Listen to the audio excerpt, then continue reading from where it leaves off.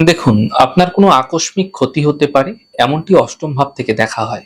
আপনার কোনো আকস্মিক লাভ হতে পারে এমনটিও কিন্তু অষ্টম ভাব থেকেই দেখা হয়। আপনার জীবনের যেকোনো কাজ যা অপ্রত্যাশিতভাবে হয়েছে অর্থাৎ আপনি প্রত্যাশাই করেননি, তার সবই কিন্তু অষ্টম ভাবের প্রভাবে হয়ে থাকে। মাথায় রাখতে হবে অষ্টম ভাব মানুষকে একদিনে রাজা এবং একদিনে ভিখারি করতে পারে।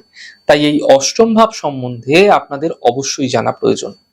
দেখুন, আপনি হতে পারে হঠাৎ করে একটি লটারি পেয়ে গেলেন। হঠাৎ করে আপনার কোনো একটি বড় মনস্কামনা পূর্ণ হয়ে গেল। এই সমস্ত কিছুই কিন্তু অষ্টম ভাব থেকে দেখা হয়। তাই তো আপনারা দুর্ঘটনা হলে বলে থাকেন, হঠাৎ করে হলো। অ্যাক্সিডেন্ট দুর্ঘটনা কি মানুষের জীবনে বলে কয়ে আসে? তাই অষ্টম ভাব হঠাৎ ঘটে যাওয়া যেকোনো ভাব। তাই আপনার জন্মকুষ্ঠিতে যদি অষ্টম ভাবটি খারাপ থাকে, তাহলে অষ্টম ভাব সম্বন্ধীয় বিভিন্ন ধরনের খারাপ প্রভাব আপনার জীবনে মিলতে দেখা যাবে। কিন্তু যদি আপনার জন্মকুষ্ঠিতে অষ্টম ভাবটি শুভ প্রভাবযুক্ত হয়ে থাকে, তাহলে অষ্টম ভাব সম্বন্ধীয় হঠাৎ প্রাপ্তি আপনার জীবনে ঘটতে দেখা যাবে।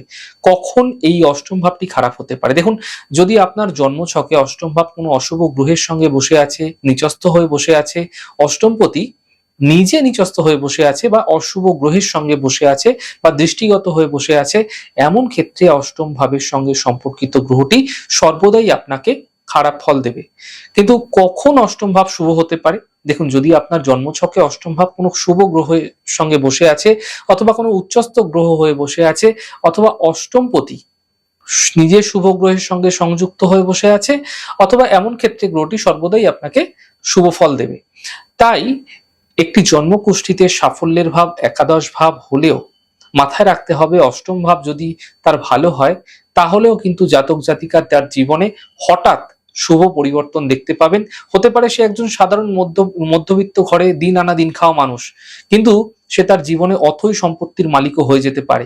কিন্তু জন্মকুষ্ঠিতে একাদশ ভাব খুব জোরালো থাকলেও অষ্টম ভাব যদি তার ক্ষেত্রে অশুভ হচ্ছে, তাহলে কিন্তু জাতক জাতিকাকে কোটি টাকার প্রপার্টি ছেড়ে সাধারণ কাজ করতে হতে পারে, সাধারণভাবে তাকে জীবনযাপন করতে হতে পারে।